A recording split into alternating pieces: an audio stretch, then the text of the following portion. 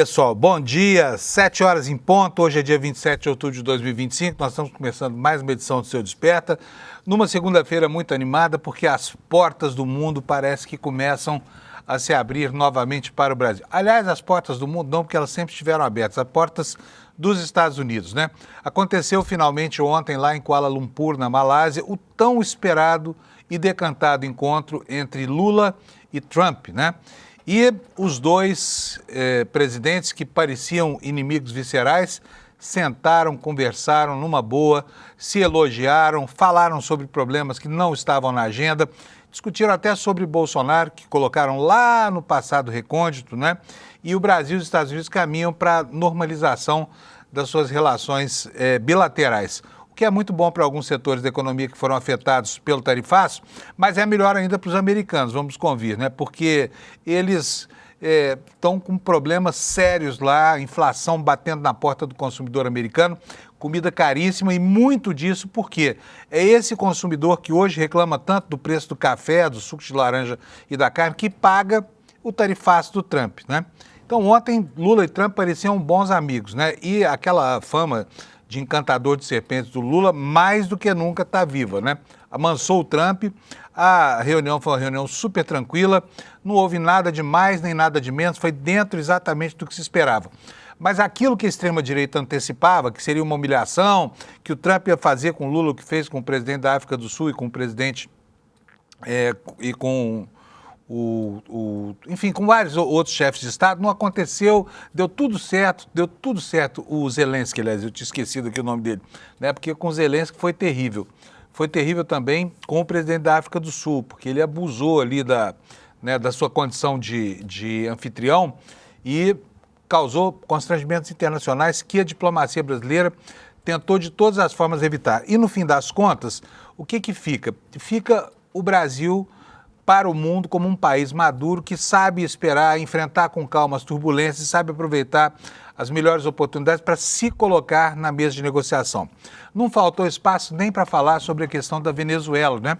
E aí o Lula tinha um trunfo na mão para apresentar para o Trump. Disse o seguinte, olha, se vocês quiserem, a gente pode servir aqui como intermediador de uma solução. Por quê?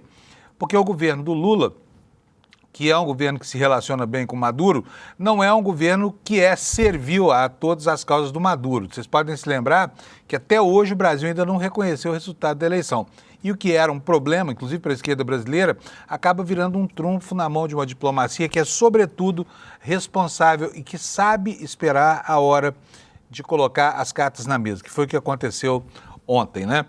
Bom, então tivemos um avanço grande aí com relação à situação do Brasil. O Brasil está sendo visto pelo mundo como um país de gente muito séria e tivemos um retrocesso na Argentina, onde o Milei ganhou as eleições de meio de mandato. E não foi uma vitória pequena. O que se esperava era um desastre, os institutos de pesquisa lá estavam todos eles colocando um cenário muito adverso para o Milei, mas esse cenário acabou não se materializando e os apelos dele, junto com essa pressão do governo Trump por uma solução patrocinada pelos Estados Unidos, isso acabou funcionando e o eleitor argentino sufragou lá o Trump, que agora tem nas mãos aí, né, um trunfo para apresentar para o chefão, o Donald Trump, né?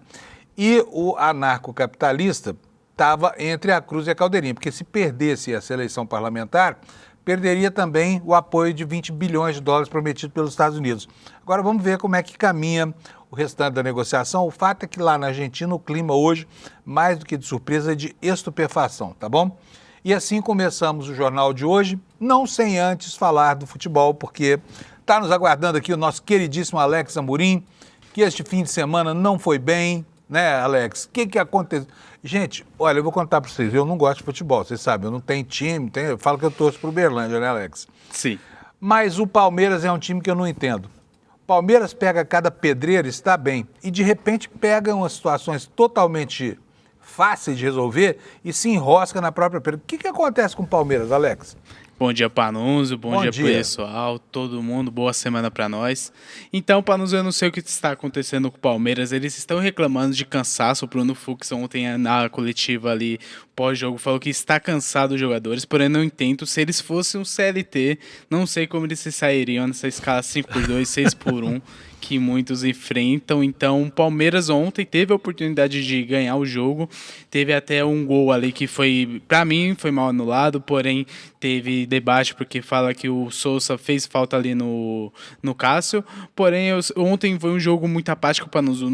Parecia que o Cruzeiro estava jogando em casa e o Palmeiras fora de casa ali naquele jogo que, querendo ou não, tinha muita expectativa porque era o primeiro colocado contra o terceiro e eu pensei que o Palmeiras iria com tudo para cima porque o Flamengo tinha perdido ali de 1-0 pro Fortaleza no sábado e poderia abrir 2 rodadas de vantagem ali, Panunzio. Pois é, nem com a ajudinha do Flamengo o Palmeiras não foi, né? Sim. Engraçado, mas não está fora da Libertadores ainda, né? Ainda continua lá, né, Alex? Isso, lembrando que quinta-feira tem o jogo de volta ali, Palmeiras e LDU, no Allianz Parque. O Palmeiras tem que fazer um placar de 4 gols de diferença para conseguir se classificar sem a necessidade dos pênaltis. Eu, como bom palmeirense, eu acredito até o final e sexta-feira eu creio que estarei feliz aqui nesse programa ao seu lado, Panunzio. Mas você tá meio otimista, hein? Porque a última foi 3-0 para a LDU, hein? Então, sim. Aí ele tá falando como palmeirense, viu, gente? Agora, me fala uma coisa, e o Flamengo? O que foi que aconteceu com ele? Então, Panunzio, o jogo daquela forma vergonhosa. Todo mundo esperava que ele fosse franco favorito, né? Na verdade, foi uma frustração para a torcida do Flamengo. Isso, o Flamengo ali entrou no sábado contra o Fortaleza jogando fora de casa. Com a vitória, Panus, ele já assumiria a liderança, com o Palmeiras jogando apenas no domingo, como foi. E nisso, o Fortaleza começou jogando bem, fez até um gol ali com o Breno Lopes e meio que fechou a casinha. Teve algumas oportunidades, uma com o Samuel ali no cara a cara, ele isolou ali a bola, tocou para trás. Então o Flamengo meio que decepcionou sábado. Eu mesmo acreditava na vitória do Mengão ali contra o Fortaleza, porém o Fortaleza surpreendeu porque ganhou de 1-0 e abriu ali 3 pontos ali na zona de rebaixamento, chegou a 27 pontos e nessa disputa ali para não cair e não ir para a Série B no próximo ano, Panunzio. Muito bom. E a tabelinha aí, como é que tá? Mostra pra gente como é que foi a síntese do nosso fim de semana. Bora. Antes de mostrar a tabelinha, vamos passar pelos resultados.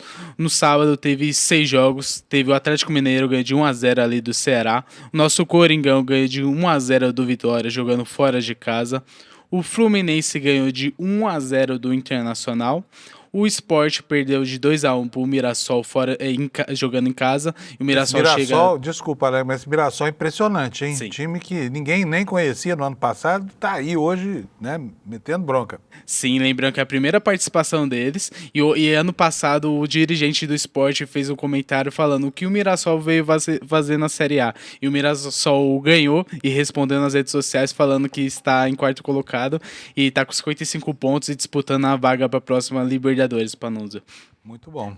E aí, passando, Fortaleza 1-0 no Flamengo, o São Paulo ganha de 2-0 do Bahia, foi um ótimo resultado. E ontem nós tivemos apenas 4 jogos, que finalizou a 30ª rodada, Botafogo 2, Santos 2, Grêmio 3-1 no Juventude, o Vasco ganhou de 3-0 e para finalizar o Palmeiras empatou 0-0 ali com o Cruzeiro e nisso a tabela ficou dessa forma, assim, Panos, o Palmeiras em primeiro com 62 pontos, Flamengo com 61 em segundo, Cruzeiro 57 em terceiro e Mirassol finalizando ali a vaga direta para a Libertadores com 55 pontos. Se vocês quiserem ver aonde está o clube do seu amigo, seu clube na tabela, dá uma pausa aqui e dá essa verificada, né, Panunzio?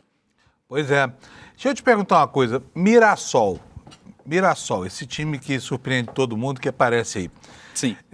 O Mirassol é um time lá do interior de São Paulo, fica perto de São José do Rio Preto, a cidade de Mirassol, né? Isso. E olha, é uma cidadezinha pequena, né? 65 mil habitantes é a população de lá, segundo o IBGE. Me pergunto aqui como é que eles conseguiram um time tão forte assim nesse campeonato. Você sabe, Alex? Ou amanhã você pesquisa e traz pra gente a explicação para isso? Então, Panos, eu sei mais ou menos o que acontece. Como a gente vê aqui na tabela, o Mirassol tem 55 pontos e tá fazendo jogos inacreditáveis. Ele está ganhando de alguns grandes clubes. Ganhou do São Paulo, empatou com o Palmeiras, já ganhou do Corinthians, Santos e outros grandes clubes aqui do futebol brasileiro. O que eles fizeram, Panos, é que eles viraram SAF. Eles estão construindo um time com jogadores que não tinha muito mérito assim no time, por exemplo, Grêmio, Cruzeiro, esses times. E eles contrataram esses jogadores que estavam embaixo e acreditando no potencial deles, como foi Carlos Eduardo, que jogou no Palmeiras e não jogou bem. O Reinaldo, que tem uma grande passagem pelo São Paulo, o Grêmio, porém, já está em alta pela idade. Então, por exemplo, eles pegou jogadores que estavam em baixa, acreditando no potencial e mesclando com jogadores que vêm até da Série C, que tem o Negueba também, que é um jogador que joga bastante tempo ali no Mirassol. Então, foi algo que essa mesclagem entre os jogadores fez algo benéfico ali pro Mirassol, também surpreendendo a todos, porque no Paulista eles não foram tão bem, mas o Mirassol, com essa mesclagem dos jogadores que tem muito tempo de casa e tudo, fez essa mesclagem muito boa pro Mirassol, Panuso. Muito bom. Tô lendo aqui, porque eu não sei, repito, eu sou um ignorante em futebol, Sim. Mas eu gosto desses fenômenos assim, que de repente pegam a gente de surpresa, e o futebol, como dizia o velho e bom Vicente Mateus, se eu não me engano nessa frase dele, é uma caixinha de surpresa. Mas essa do Mirassol é um feito admirável, viu? É uma cidade tão pequenininha, 65 mil habitantes. E você sabia, Alex, que esse time foi fundado em 1925, está fazendo 100 anos esse ano? Não. Olha só, foi preciso esperar um século para alçar aos píncaros da glória, né? Isso e eu queria mesmo, entender essa ginástica, porque se o Mirassol conseguiu, qualquer um que administre razoavelmente um time de futebol consegue. Até o meu Verdão, a Periquita, lá de Uberlândia. O Periquito, aliás, né? Sim. Ano que vem estaremos ansiosos pela participação dele na Copa do Brasil. Muito bom. Vamos mostrar a tabelinha, só para ver o Mirassol na tabela? Cadê? Só um momento, quando você vai passar aqui a tabelinha. Vamos aqui, ver. Panuso. Aí a tabela aí, ó. Mirassol lá no quarto lugar com 55 pontos, adiante do Bahia, do Botafogo, Fluminense, Vasco, São Paulo. Ô, gente, peraí, hein? Jogadores ganhando milhões, né? Cartolas ganhando bilhões e tudo mais, sabe? E o Mirassol dando uma lição em você. Acho que eu vou torcer pro Mirassol, sabia? Não tem time de futebol, mas vou trocar o Uberlândia pelo Mirassol. Você tem cara de palmeirense, Panuso. Vamos não, nessa. Tem não. Eu sou um caipira do futebol. Bom, gente, é isso aí. Já sabemos tudo sobre futebol, né? Sobre o Mirassol. Você sabia dessa história? O Mirassol tem 100 anos o time lá. É um dos times mais antigos do Brasil. E vamos para a meteorologia então, saber como é que está hoje o mapa do Brasil? Olha aí, ó, hoje a parte oeste do país inteira, à exceção do Rio Grande do Sul, tem chuva programada, né? Essa frente verde aí que você está vendo vai lá do Amapá até o estado de Santa Catarina aqui embaixo, como você vê. Tudo isso aqui é chuva. Agora, nessa região também e no interior do centro-oeste e do nordeste, temperaturas todas beirando 40 graus hoje. Portanto, vai fazer muito calor. E nas capitais aqui do Sudeste, à exceção de Belo Horizonte e Vitória, vai chover, tá? Vamos ver então como é que está a previsão. Cadê os avisos meteorológicos aqui? Eu estou na página errada, deixa eu voltar aqui para os alertas. Olha aqui, ó, alerta de chuvarada lá no norte, alerta de chuvarada aqui entre São Paulo e Mato Grosso do Sul. E aqui, ventos costeiros lá em Fortaleza, né? Bom para quem gosta de windsurf, essa coisa toda, mas ruim para quem não gosta, porque quem só pegar uma praiazinha por causa das ondas e tudo mais. Então, ventos costeiros, movimento de areia, risco de soterramento de construções próximas a dunas e tudo mais com que a gente já está acostumado. Mas não são alertas severos, são apenas alertas amarelos, tá? O alerta mais severo é esse aqui, olha, de chuvas intensas para as regiões sudeste e centro-oeste. Eu vou detalhar aqui para vocês, olha, chuvas de entre 20 a 30 milímetros por hora até 50 milímetros por dia, quer dizer, não vai ser aquela chuvarada, né? Ventos de até 60 quilômetros por hora, com baixo risco de corte de energia, queda de árvores, alagamentos e descargas elétricas, tá? Então fica aqui o aviso de que vai chover nesta região. Então agora vamos passar para as temperaturas. Olha, pessoal de Goiânia e Brasília, hoje temperaturas acima de 30 graus, Goiânia com 35 e nada de chuva, hein, gente? Não tem chuva no radar não, tá? Na previsão pelo menos não tem. Vamos aqui começando pelo Rio Grande do Sul. Rio Grande do Sul tem muitas nuvens, temperatura máxima de 24. Em Florianópolis a máxima será de 21. Em Curitiba, que começou o dia com 15, a temperatura vai a 19. Aqui em São Paulo foi de 16 a mínima, vai a 27 graus Celsius. No Rio de Janeiro chega a 36 graus Celsius, mínima de 19 durante a madrugada. Madrugada fresca, mas dia quente como gostam os cariocas, né? Em Vitória teremos 30 graus, em Belo Horizonte nuvens apenas, sem chuvas, 32 graus de máxima. Aí vamos aqui para o centro-oeste. Goiânia terá 35 graus de máximas, nuvens, mas não chove. Brasília, dia de céu azul lá, para desespero de quem quer a chuva, né? Que a chuva se regularize por lá. Temperatura máxima de 30 graus. Em Campo Grande, máxima de 30. Em Cuiabá, de 35, pancadas de chuva.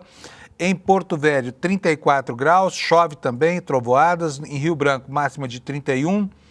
Também não precisa nem falar que chove, né? Toda essa área verde aqui chove, tá? Em Manaus, máxima de 37, a madrugada foi de 25. Em Boa Vista teremos 37 graus. Em Macapá, 35. Aqui começa o calorão, quer ver só? Olha, Belém, 35. São Luís, 37 graus. Teresina, 39 graus. Eita, nós, que calorão, hein? Em Fortaleza, peraí, antes disso, deixa eu falar de Palmas aqui. Palmas vai a 39, tá? Será a capital mais quente do Brasil hoje. Então vamos lá. Fortaleza, 32 graus Celsius de máxima. Sol em Natal, poucas nuvens, 30 graus. Recife também com 30, sem nuvens. Maceió, 30 também. Aracaju, 30 e Salvador, 27 graus. Agora é engraçado, olha, eu queria mostrar isso aqui para vocês. A máxima e a mínima em Salvador, 27 graus, ou seja, zero de variação no gradiente térmico. Interessante, é a primeira vez que eu vejo isso aqui.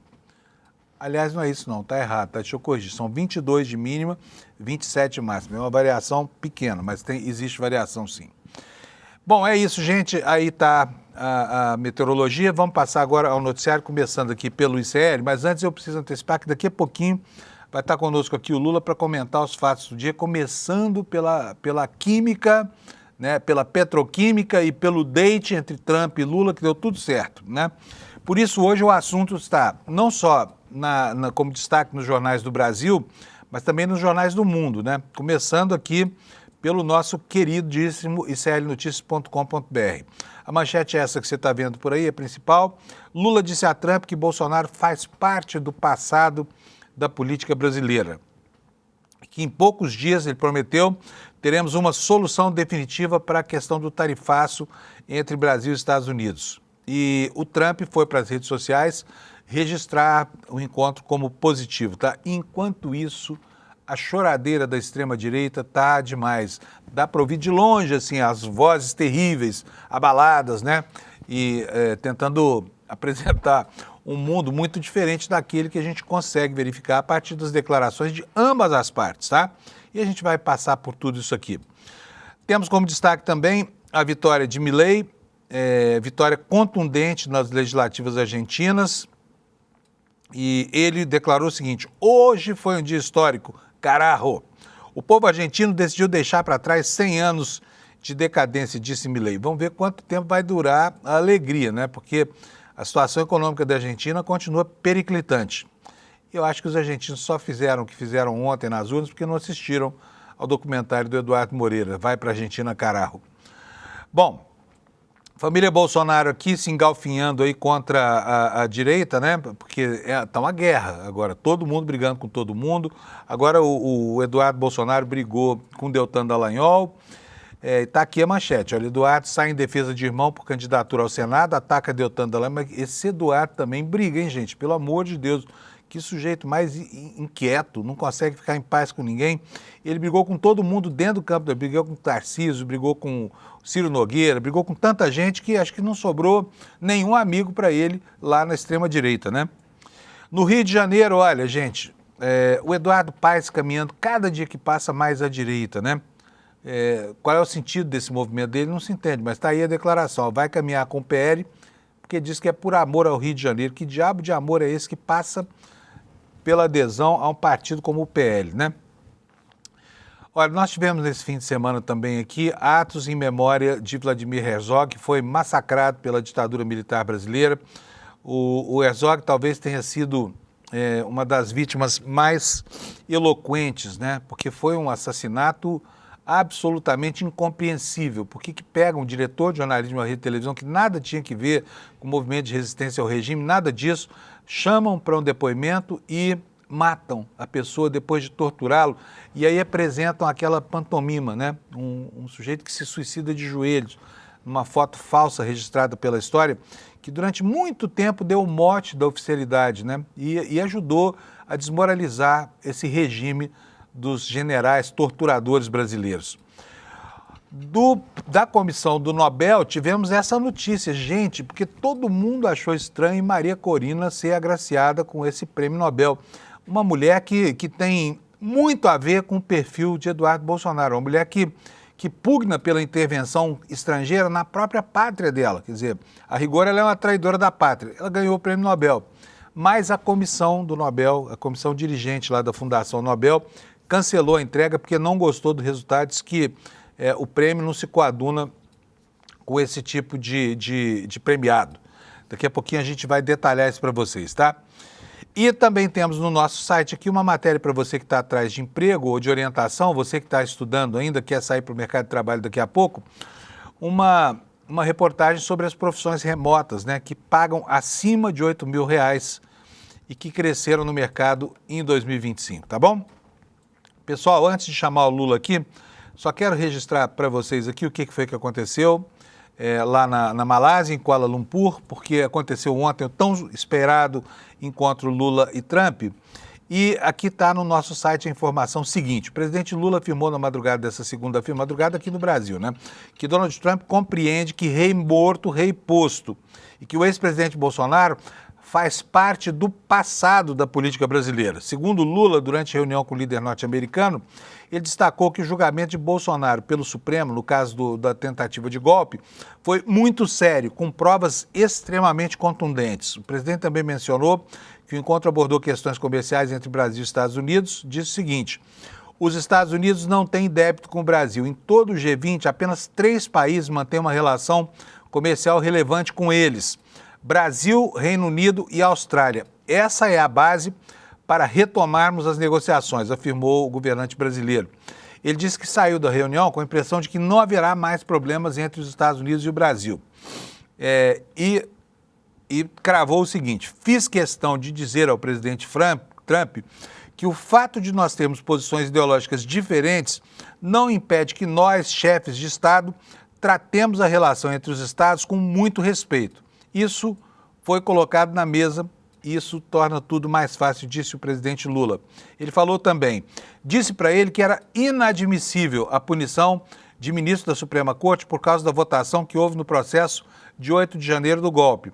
Lula disse ainda ter ressaltado a gravidade do plano golpista, lembrando as ameaças dirigidas a ele próprio, Lula, né, ao vice-presidente Geraldo Alckmin e ao ministro do Supremo Tribunal Federal, Alexandre Garcia. Lula contou para o Trump, que talvez não soubesse disso, que esses palhaços que estão lá fazendo campanha de Lesa Pátria nos Estados Unidos estavam patrocinando um plano de assassinato, que previa assassinatos, né? E ainda convidou o Trump para continuar dialogando em fóruns internacionais, inclusive na COP30, que vai ser realizada daqui a pouco lá em Cuiabá.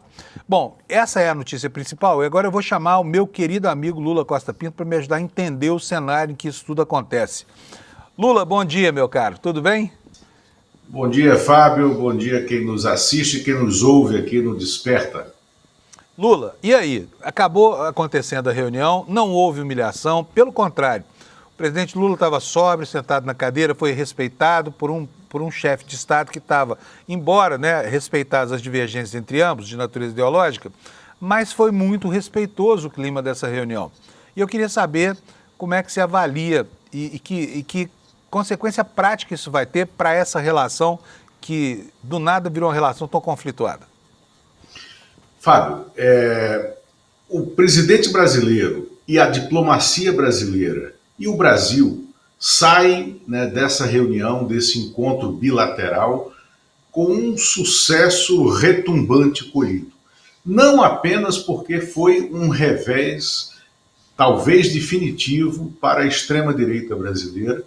Se vocês perceberem, a extrema-direita, os Bolsonaro, o clã Bolsonaro, os principais bolsonaristas nas redes, como Nicolas Ferreira, né, não se pronunciam sobre o ocorrido na Malásia, na reunião em que o tema Jair Bolsonaro, o tema punição necessária das instituições brasileiras ao golpe de Estado que foi tentado, né, aqui no Brasil e que foi corretamente punido pelo Poder Judiciário, saiu de cena.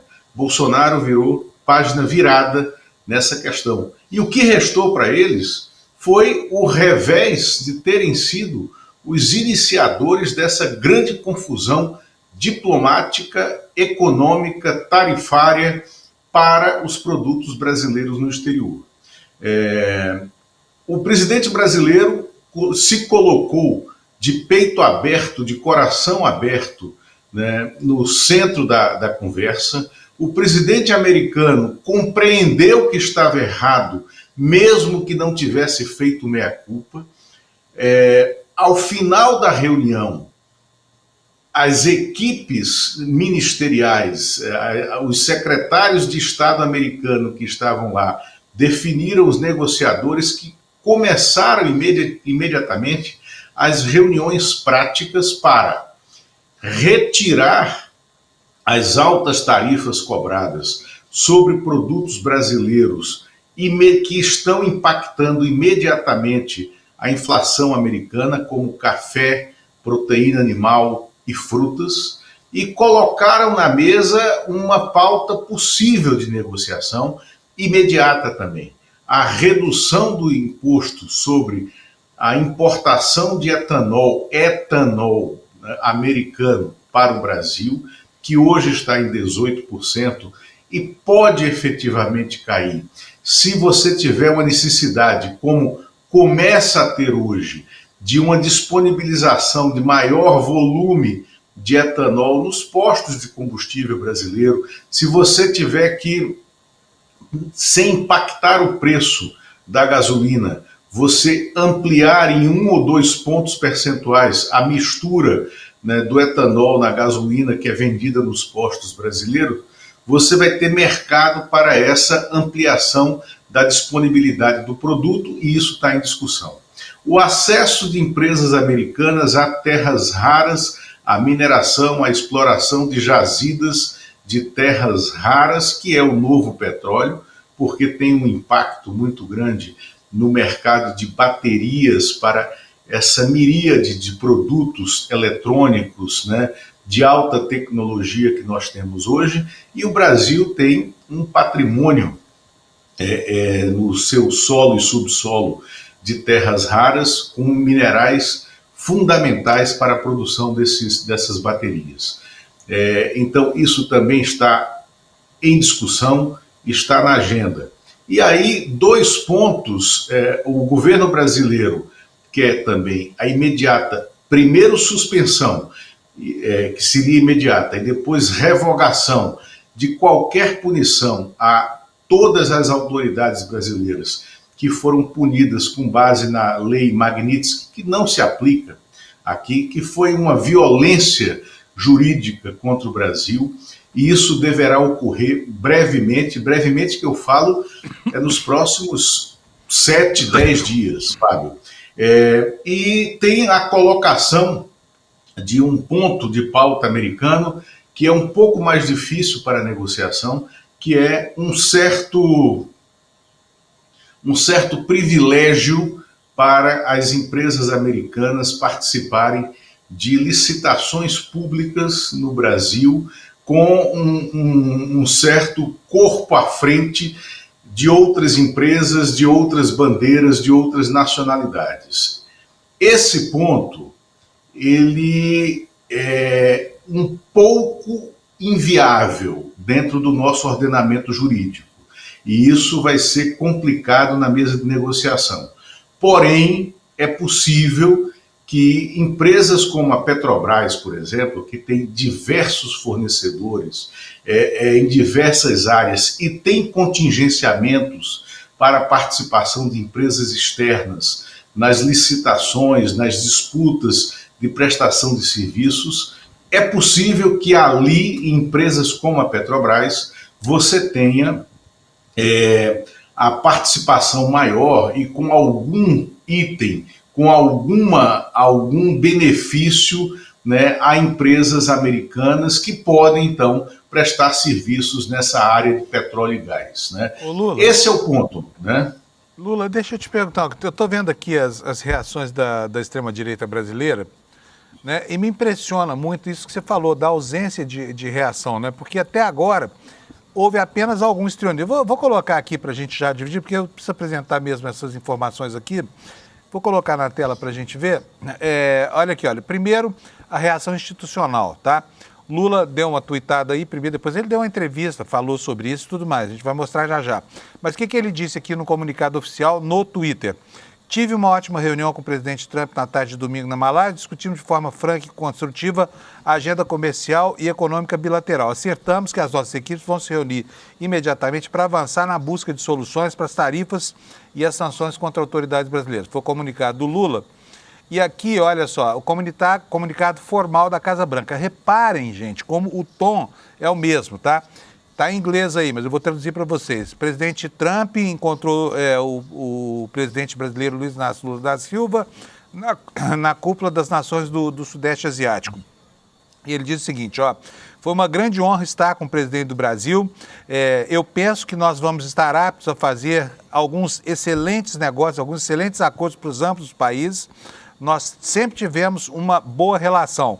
Eu penso que isso vai continuar. Disse aqui o Trump, que até agora há pouco, né, Lula, era praticamente um demônio aqui para nós.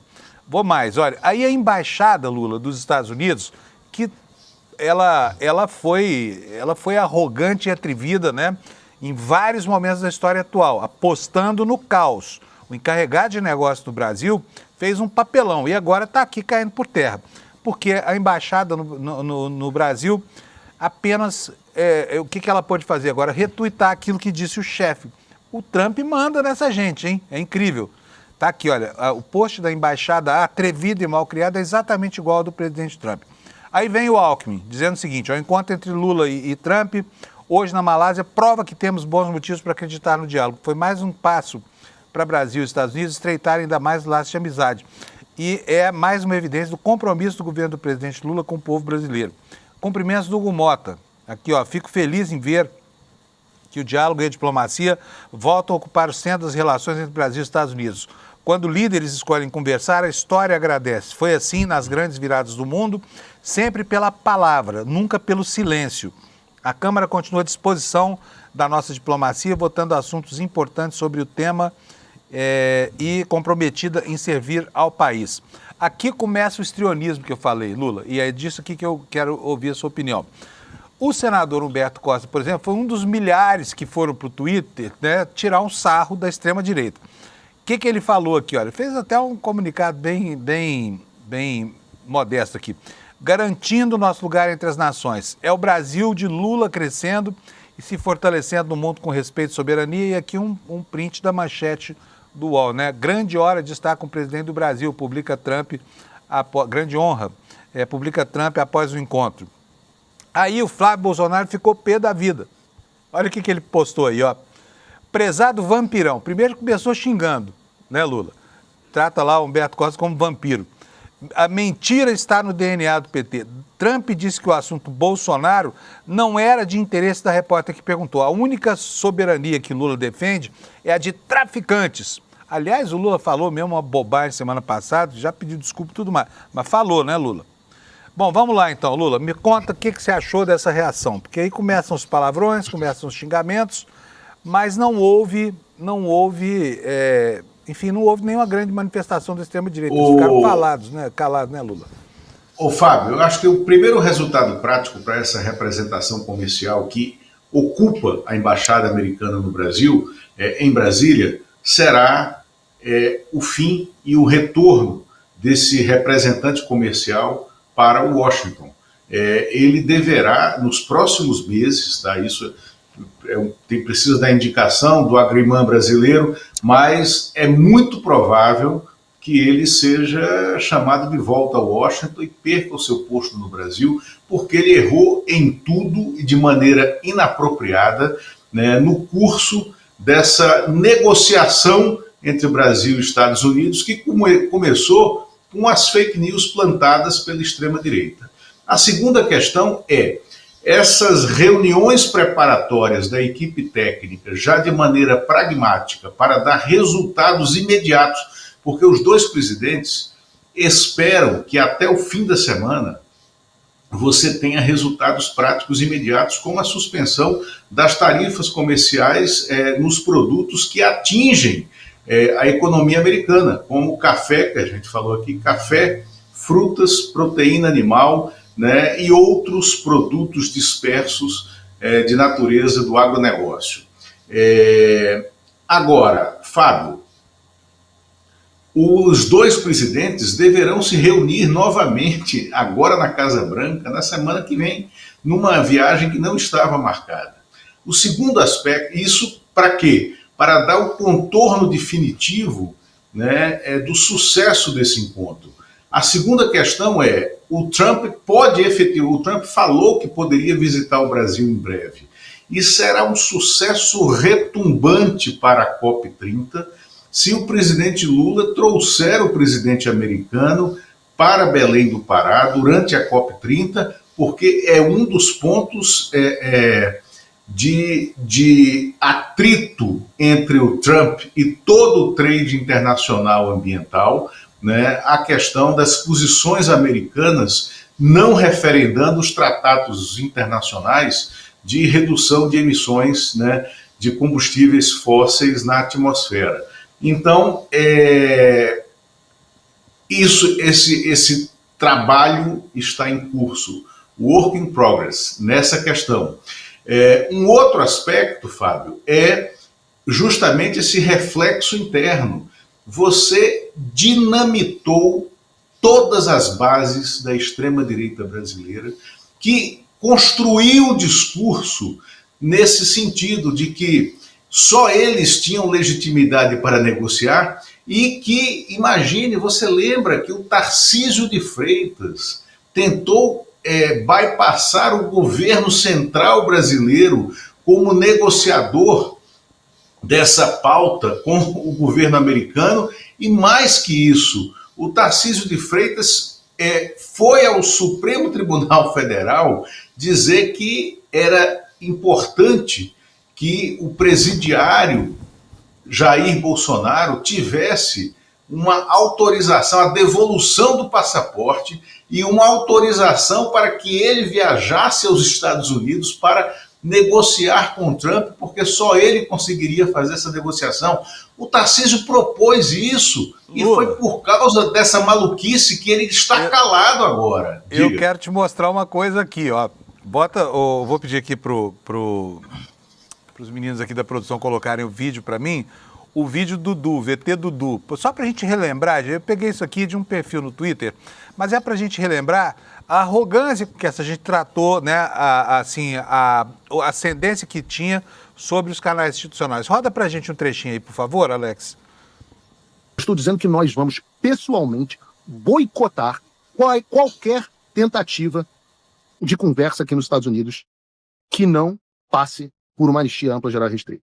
Todos serão, e com a diferença de que um é filho do presidente e o outro é uma pessoa que já goza de uma enorme credibilidade aqui dentro. Você vê, esse é o Paulo Figueiredo, né? Esse cara falou tanta bobagem e continua falando bobagem. Exatamente. Né? Então, assim, o resultado dessa reunião bilateral tirou totalmente a legitimidade, a credibilidade desse discurso da extrema-direita. Agora, joga no colo do Tarcísio de Freitas uma questão definitiva para ele. Eu acho que o sucesso desse encontro Trump-Lula, né, na Ásia acaba de vez com a candidatura do Tarcísio a presidente da República, porque ele está colocado como um pateta nesse picadeiro nacional, da política nacional, e terá que reconstruir a sua imagem. O Tarcísio, ele defendeu posições que são contrárias ao maior Estado exportador brasileiro, contra a economia das grandes empresas do Estado que ele representa, que é o Estado de São Paulo. E ele foi propor à Suprema Corte Brasileira uma coisa indigna, ilegal e imoral, né, para que o ex-presidente, atual presidiário, Jair Bolsonaro, fosse ser o negociador brasileiro no exterior. E veja, agora, de manhã cedo, vazou, alguém contou, alguém da comitiva americana contou para um repórter que o presidente Donald Trump teve interesse em perguntar ao presidente Lula, na parte fechada da reunião, como é que tinha sido a questão da prisão dele, o que é que tinha acontecido, e disse que admirava muito a volta que ele deu, o looping reverso que ele deu na própria vida, se reelegendo, vencendo a cadeia, fazendo com que o próprio judiciário brasileiro considerasse ilegal a prisão dele, que foi o que aconteceu, e se elegesse presidente da República. Então, o Trump sai dessa reunião absolutamente encantado, não tenha dúvida disso, Fábio e quem nos assiste.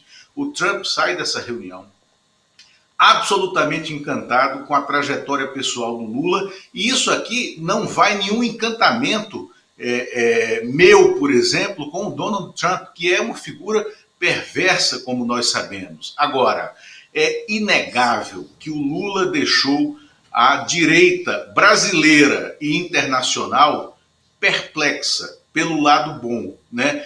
Está perplexa pela habilidade de estadista que ele tem.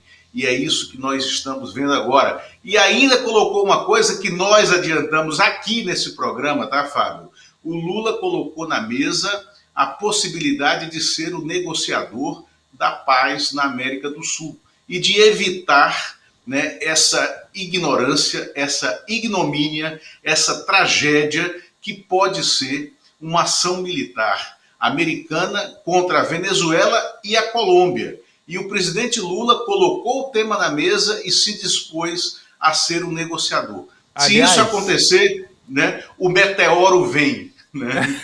O meteoro agora é o 3i Atlas, que chama, é o cometa. Ô Lula, só para falar um pouquinho sobre isso, vou te mostrar como é que o Lula foi recebido na Malásia. Porque é o seguinte, o Lula sempre teve ótimas relações. Eu queria lembrar que, inclusive, no primeiro governo, eu cobria o governo Lula e fui com o Lula a Washington na primeira viagem, onde ele se encontrou com George W. Bush, que era uma espécie de Trump que come de garfo e faca, né? Sabe usar o garfo e a faca.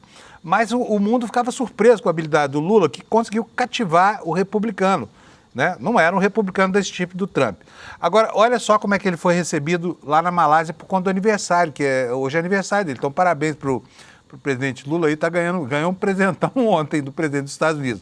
Mas vamos ver como é que ele foi recebido lá na Malásia. Roda pra gente o VT, fazendo favor, o Alex.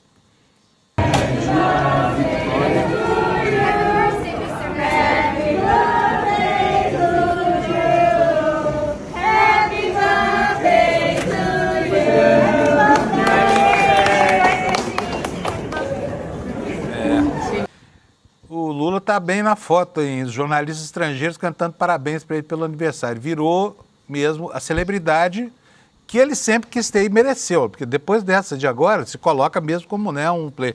E aqui eu quero fazer um comentário. Já falei lá na abertura do jornal, queria saber se você concorda comigo ou não. Eu preciso só andar, porque nós já ocupamos tempo demais hoje. Isso. Mas um trunfo do Lula para enfrentar essa crise da Venezuela com os Estados Unidos foi justamente o fato de o Brasil não ter se antecipado e reconhecido o resultado de uma eleição muito complicada, que foi a última eleição do Maduro, né? Quer dizer, aquilo que a esquerda brasileira criticou à época, na verdade, hoje, constrói capital político para o Lula se firmar como possível mediador para a solução dessa encrenca, né, Lula? Exatamente, Fábio, perfeito você lembrar isso. Por quê? Porque o Brasil, do presidente Lula, colocou lá atrás uma condição legalista e universal, do direito universal, para reconhecer aquela eleição, era que fossem liberadas as atas, né, e os mapas de votação das urnas que estavam sob contestação. E o Maduro não liberou, né? O Maduro quis produzir um reconhecimento a fórceps de uma eleição que estava sob suspeição. Então, como não foi preenchida a pré-condição republicana, legalista brasileira, o Brasil não reconheceu, né? Foi isso que aconteceu. E isso dá credibilidade, legitimidade a esse discurso, né, do espetacular Itamaraty, da diplomacia profissional que o Brasil tem, e também dá uma medida para o mundo, né, da qualidade das nossas instituições e do compromisso democrático das instituições brasileiras, porque nesse caso é o Brasil, é o governo brasileiro representando o Estado Nacional, representando o Estado brasileiro ante o mundo. Então isso deu essa legitimidade. E agora me permita só aqui emendar para a gente encerrar, porque de fato a gente andou muito com o tempo hoje, Fábio. O presidente desembarca no Brasil no dia do seu aniversário. Hoje certamente não terá nenhuma reunião de governo fundamental em razão disso. Agora, ele chega numa semana em que ele vai ter que fechar a negociação em torno do nome que ele prefere indicar para o Supremo Tribunal Federal, que é o Jorge Messias, arrematar, né, esse pacote de avanços e negociações com o Senado para que o Jorge Messias passe, né, nas sabatinas. E aí mais um dado que eu quero trazer do noticiário que você leu aqui e que a gente antecipou aqui na sexta-feira, tá, Fábio? E também em vídeos que eu gravei aqui para o ICL, que é esta inapropriada adesão do prefeito do Rio de Janeiro, Eduardo Paes, ao PL, deixando claro que será candidato à reeleição com o PL na chapa, tirando o PT da chapa, o PT que ele vinha segurando próximo a ele, o PT do Rio de Janeiro, há 2 anos, né? E mais que isso, sem se pronunciar sobre aquela frase abjeta, canalha, do senador Flávio Bolsonaro, que na loucura desmedida deles, na semana passada, na sexta-feira, chamou as tropas americanas para que bombardeassem a Baía de Guanabara, né? Então, vejam o tamanho desta maluquice do Eduardo Paes. Ele está dizendo que vai celebrar uma chapa para disputar o governo do Estado com o PL do senador Flávio Bolsonaro, que está chamando um bombardeio americano ao seu território. Na Baía de Guanabara. Perdeu completamente a noção. Exatamente. É de doer esse negócio, viu? Bom, Lula, beleza, valeu. Avançamos com o tempo, mas também a gente informou bem as pessoas aqui. Obrigado para você. Nós esperamos aqui sexta-feira ou a qualquer momento em edição extraordinária, né? Obrigado. Abraço, Fábio. Abração, Lula. Tchau. Bom dia para vocês aí. Ó, e não tem chuva para Brasília hoje não, hein, Lula? Tô preparando aí a toalha molhada na cabeceira da cama. Gente, só mais algumas... foi tão importante o que aconteceu esse fim de semana que não tem problema, né? Você entende se a gente deixar alguns outros assuntos pendentes aqui pro N1, tá? Mas vamos lá, olha, quero mostrar para vocês algumas outras reações aqui que estão no campo da extrema-direita. Pra vocês verem como os caras estão perdidos lá, né? Flávio Bolsonaro. Comparem Lula e Bolsonaro, comparem os dois governos, tempos diferentes. O governo do ódio, que é o governo do pai dele, era liberdade, ordem... Gente, de onde que o cara tira isso? Fala sério. Né? E continua aqui. O governo do amor é sem picanha, sem cervejinha, sem gasolina, sem direito de liberdade de expressão. Você só pode falar aquilo que o regime permitir. Eles estão mesmo numa cruzada quase medieval aqui, né? Ainda botam uma foto do Augusto Nunes no Twitter aqui. Enfim, olha aí começam os memes, né? E aí tá engraçado lá no Twitter, porque o Twitter é um circo, o circo da internet é o Twitter. Esse aí é o Danilo Gentili, que você conhece bem, Danilo Gentili que já apoiou o Bolsonaro lá para trás, depois mudou de ideia.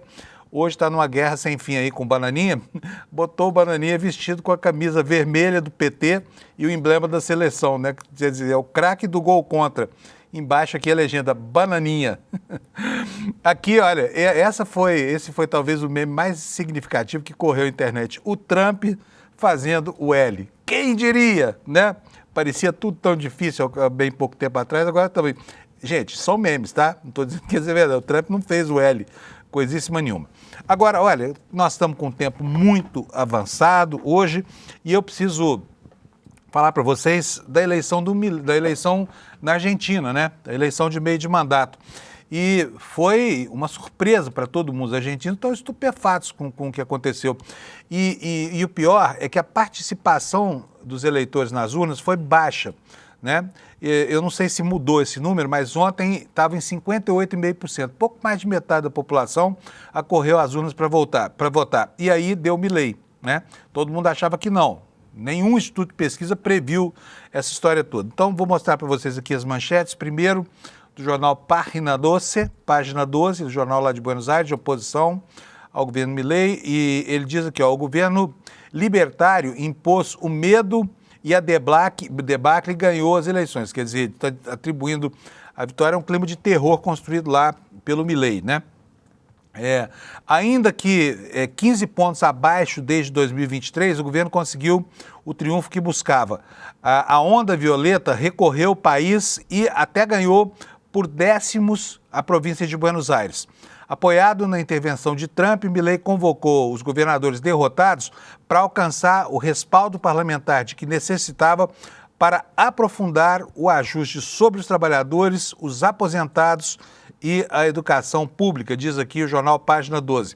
Vamos ver agora o Clarim aqui, que é um jornal que é de oposição contumaz, né, ao peronismo, que equivaleria aqui à esquerda brasileira.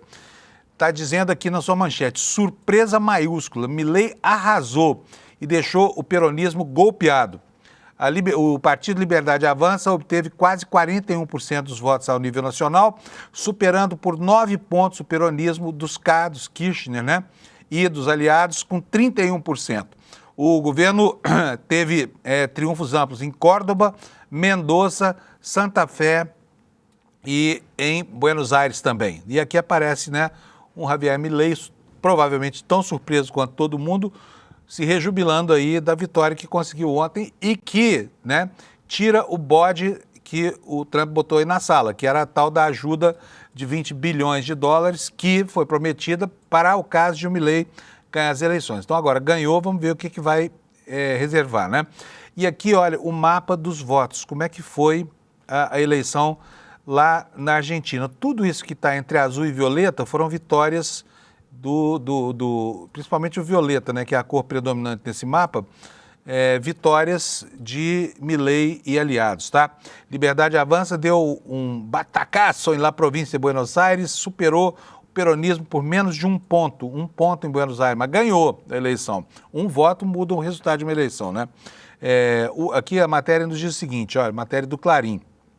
O oficialismo obteve 41,5%, ganhou em 99 dos 135 distritos de Buenos Aires, enquanto que a Força Pátria parou em 40,9%.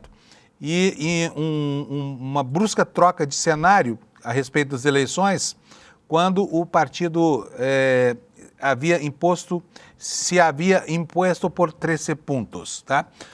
Então é isso aqui, gente, são as informações lá da Argentina, não deu o que o mundo esperava, né? Não deu o que ninguém esperava e o Milei ganhou as eleições parlamentares lá.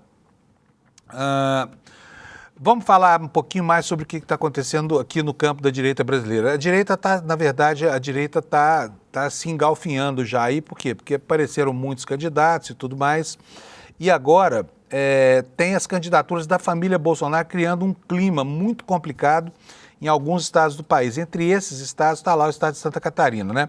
E o Eduardo Bolsonaro, o Bananinha, saiu em defesa do Carlos Bolsonaro, que os catarinenses vão acolher como seu senador. Como é que pega um cara que não conhece nada do estado, mas na família Bolsonaro isso não é novidade?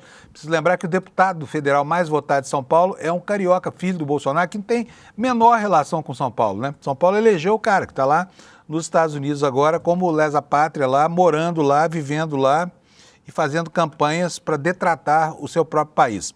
Mas vamos ver o que está acontecendo lá em Santa Catarina, na matéria da Amanda Miranda, tá? Ela nos conta que o Eduardo Bolsonaro saiu em defesa do irmão e começou a brigar agora com Deltan Dallagnol. Acho que já não tem mais ninguém na direita brasileira com quem o Eduardo Bolsonaro não tenha brigado, né? O que nos diz a Amanda na reportagem dela no nosso site hoje, iclnoticias.com.br? Em meio ao seu pior dia desde que embarcou para os Estados Unidos para tentar contra a soberania do país, Bananinha fez uma postagem apoiando o irmão Carlos Bolsonaro na disputa ao Senado por Santa Catarina.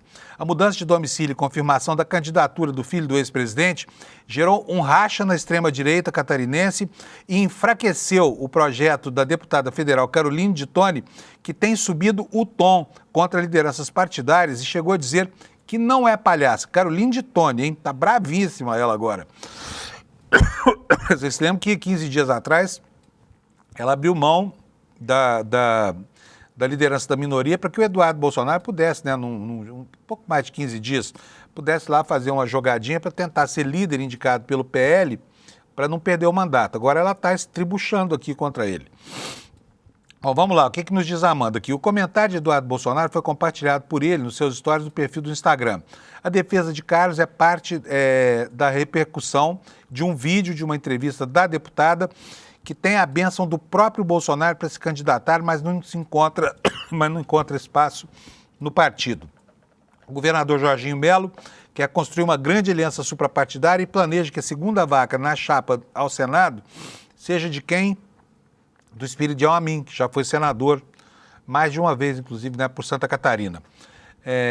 E o que nos diz aqui a própria Carol de Toni? Ela diz o seguinte, ó, engraçado falar em meritocracia e ignorar que o Carlos foi eleito vereador aos 17 anos, lá em 2000, quando ninguém falava em direita. Naquela época tudo era mato e o mais de direita era FHC, lembra? Mesmo depois de liderar a principal ferramenta política do país, sob o exemplo de Jair Bolsonaro, que foi a internet, a meritocracia de Carlos é convenientemente esquecida. A frase é do irmão dele, tá? Bom, vamos lá. E aí o intertítulo, dizendo que Eduardo criticou Deltan porque ofereceu uma legenda no Partido Novo para a deputada, né? Nos conta aqui a Amanda. Ele também elogiou Detone, que considera uma das principais parlamentares do país, e dividiu sua visão sobre como a política deve se inspirar nos negócios privados, em que os sucessores costumam ser os filhos dos fundadores. No comentário de Eduardo também sobraram críticas ao ex-procurador Deltan Dallagnol, que convidou Caroline para ir para o Novo, legenda com quem a deputada tem conversado para manter a candidatura. Não me admira ver aqui acima um comentário do Deltan convidando abertamente para o Novo e nenhum falando da tal união da direita. Aqui também convenientemente esquecida, disse. O comentário ao qual Eduardo se refere falava que as portas do Novo estão abertas para a deputada Caroline de Toni. A entrevista que Caroline concedeu à Rádio Princesa, no oeste de Santa Catarina, caiu como uma bomba no meio bolsonarista e expôs um racha interno que dificilmente terá conceito. A parlamentar afirmou que será candidata e que vai aguardar até o fim da janela partidária para decidir o que fazer, né? Então tá aí Caroline de Toni, de malas prontas, não se sabe se vai embarcar ou não no Novo, mas o fato é que o clima, que deveria ser um clima de união e tranquilidade lá em Santa Catarina, na verdade virou um clima de guerra, né? Entre os Bolsonaro. Aliás, esses Bolsonaro são muito fortes. Pessoal de Santa Catarina, você que é bolsonarista e vive aí, pelo amor de Deus, fala sério. Vocês vão ter um senador que não tem a mínima relação com o estado de vocês, que mal sabe onde fica. Pela história dele, consta que o Carlos Bolsonaro foi a Balneário Camboriú participar de treinamento de tiro lá. Foi tudo que ele sabe de Santa Catarina. Agora, o senador da República é o cara que vai representar a unidade da federação, tá? Ele não representa o povo. Ele representa a unidade da federação. Vocês vão dar mesmo legenda para o Carlos Bolsonaro virar senador por vocês? O que ele vai agregar para Santa Catarina, né? Enfim, está feito aqui o enrosco, o angu de caroço, está se formando um quadro muito interessante e nesse caso dessa briga, Caroline de Toni, Deltan Dallagnol, Eduardo Bolsonaro, Carlos Bolsonaro, Jorginho Melo, a gente torce mesmo pela briga, tá bom? Eu preciso encerrar o programa aqui. Antes, quero convidar vocês aqui para o evento que o ICL está promovendo essa semana. A gente sabe da importância, né, do pensamento crítico e por isso, o GECE Souza preparou uma aula magna, né, para explicar para você como é que o capitalismo engana os trabalhadores, né, e transforma cidadãos em meros consumidores, tá? É muito bacana essa aula, ela vai acontecer na quinta-feira agora, dia 30, às 20 horas. E olha, faz um favor para você mesmo. Vai agora aqui no despertaicl.com.br, deixa lá o seu e-mail e você ganha um convite para assistir a essa aula magna aqui com o Gessé e o Eduardo, que vai mediá-la, tá bom? Gente, bom dia para vocês, espero que vocês tenham uma semana maravilhosa. A gente está de volta aqui amanhã, às 7 da manhã, para continuar escrevendo essa crônica sobre a vida real aqui na Terra Redondinha. Tchau, obrigado para você, até amanhã. O capitalismo ilude os trabalhadores com uma promessa de sucesso, desde que eles usem a sua liberdade e criatividade para trabalhar mais e mais e mais. E esse sucesso não vem. Essa ideia não se tornou hegemônica à toa. Ela foi construída, manufaturada. Os super ricos e a imprensa que serve ao capital venderam essa ideia durante anos, 24 horas ao dia. No dia 30 de outubro, quinta-feira, 20 horas, darei uma aula magna no ICL chamada A Grande Mentira do Capitalismo, baseada no meu novo livro. Vou mostrar como o sistema ilude e engana todos os trabalhadores.